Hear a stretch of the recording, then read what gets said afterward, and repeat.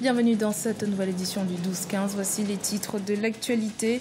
Le Premier ministre du Cap-Vert annonce le premier réajustement de son gouvernement, un remaniement qu'il espère permettra de répondre aux attentes de la population.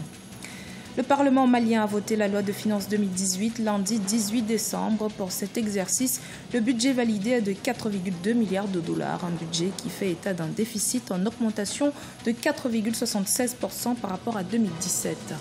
Et puis 20 milliards de francs CFA, c'est le montant du nouveau décaissement du Fonds monétaire international au titre de la facilité élargie de crédit en faveur du Togo afin de soutenir les réformes économiques du pays.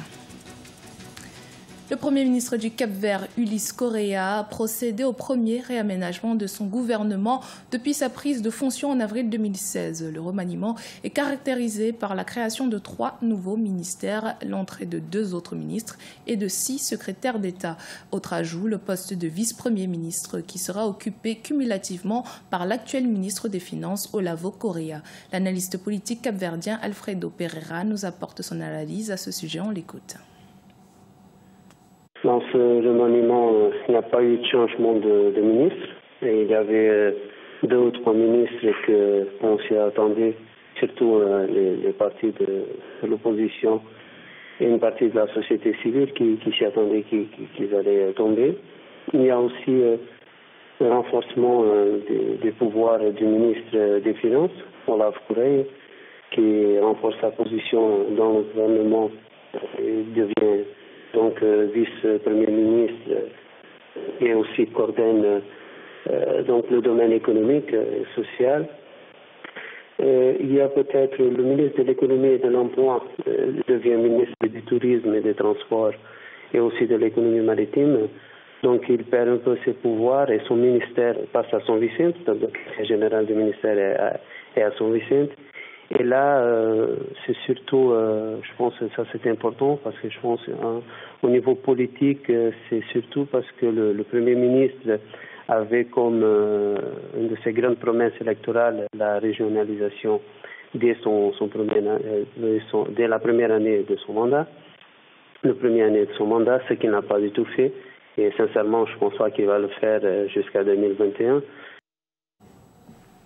Avec une majorité écrasante, 315 voix pour et 62 voix contre, les députés ougandais ont voté mercredi 20 décembre la suppression de la limite d'âge pour être élu président. Un vote qui ouvre ainsi la voie à une nouvelle candidature en 2021 du chef de l'État Yoweri Museveni, âgé de 73 ans. Notant que ce vote n'est pas une première. En 2005, la Constitution avait été modifiée pour supprimer la limitation à 2 mandats présidentiels, permettant ainsi au président Yoweri Museveni de briguer son 3e, 4e et 5e mandat. L'Assemblée nationale du Mali a voté lundi 18 décembre la loi de finances 2018. Le texte prévoit un total de dépenses de 2 330 milliards de francs CFA. Il fait remarquer par ailleurs un déficit budgétaire de plus de 373 milliards de francs CFA, un déficit qui pourrait être compensé selon le rapporteur de la Commission des finances, propos que les économistes jugent utopiques. Les détails avec Cheikh Omar Bandaogo. 2 330 milliards de francs CFA au titre des dépenses pour l'exécution 2018 du budget de l'État malien. La grande partie de ce budget sera consacrée au renforcement de la paix, à la réconciliation et à la sécurité. Par ailleurs, l'État veut prendre en charge l'incidence financière des avantages accordés aux salariés suite aux négociations avec les partenaires sociaux, le renforcement des crédits alloués au secteur de l'agriculture, aux secteurs sociaux et aux dépenses en capital. Ceux qui, a priori, ne s'attaquent pas vraiment aux questions ni de la pauvreté, ni aux vrais problèmes auxquels les Maliens sont confrontés. La question de l'investissement productif dans les secteurs sociaux de base est reléguée au second plan dans ce budget-là. La sécurité aujourd'hui, même si elle est importante, il faut le reconnaître, ne permet pas d'attirer les investisseurs étrangers. Pour la loi de finances 2018, le gouvernement doit faire face à un déficit budgétaire de l'ordre de 373 milliards de francs CFA. Les recettes prévues s'élevant à 1957 milliards de francs CFA.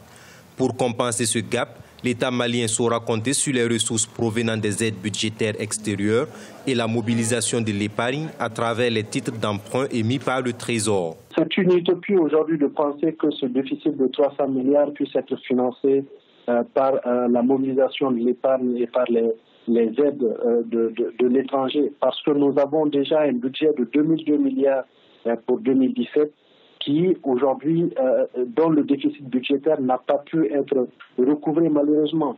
Il y a une stratégie simple qui est la rationalisation des dépenses publiques. Et la question de la réduction du train de vie de l'État. Il faut noter que ce déficit est en hausse de 4,76% par rapport à celui du budget révisé de 2017. Le budget 2018 a été adopté avec 108 voix pour, 14 voix contre et 13 abstentions.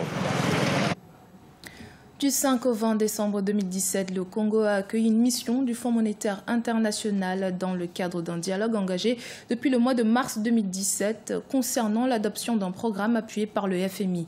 Les autorités congolaises se félicitent du succès de la mission qui a permis aux deux parties de s'accorder sur les questions de gouvernance du budget 2018 et de la restructuration de la dette et de confirmer leurs accords sur les mesures à prendre. Les négociations pour l'adoption du futur programme économique et financier se poursuivront donc en début d'année 2018 avant qu'il ne soit proposé à l'examen du conseil d'administration du FMI. Courant mai 2017, le conseil d'administration du FMI avait approuvé un accord triennal en faveur du Togo au titre de la facilité élargie de crédit de 241,5 millions de dollars. Ce lundi 18 décembre, c'est une enveloppe de 36 millions de dollars qu'ont reçu les autorités togolaises dans le cadre de ce processus. L'objectif du FMI est d'appuyer les réformes économiques et financières entreprises par le pays. Neuracia Podo. Le conseil d'administration du Fonds monétaire international a achevé lundi 18 décembre sa première revue des performances du Togo dans le cadre du programme appuyé par un accord au titre de la facilité élargie de crédit. L'institution a approuvé le décaissement d'environ 36 millions de dollars pour appuyer les réformes économiques et financières du pays. Ce nouveau financement porte le total des décaissements au titre de l'accord à environ 71,22 millions de dollars sur les 241,5 millions de dollars au total. Les résultats de l'économie togolaise ont été solides ces dernières années, avec une croissance soutenue et une inflation basse. Le nouvel accord au titre de la facilité élargie de crédit appuiera les efforts déployés par les autorités pour assainir les finances publiques, tout en préservant l'espace nécessaire pour engager des dépenses de lutte contre la pauvreté. La gestion des finances publiques et de la dette sera renforcée, de même que l'administration des recettes.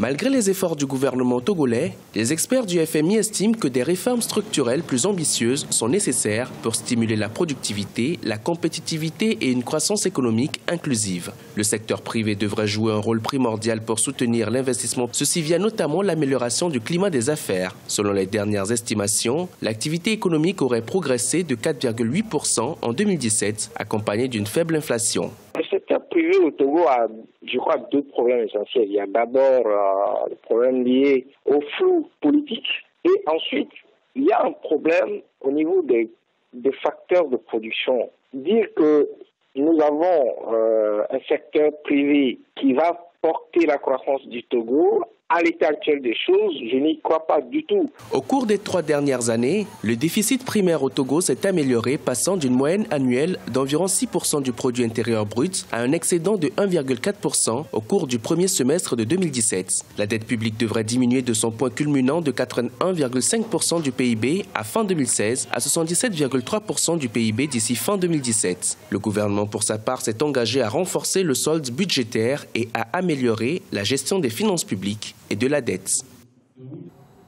C'était le journal de la rédaction. Merci de votre fidélité. Dans un instant, une nouvelle édition de l'actualité sur Africa 24.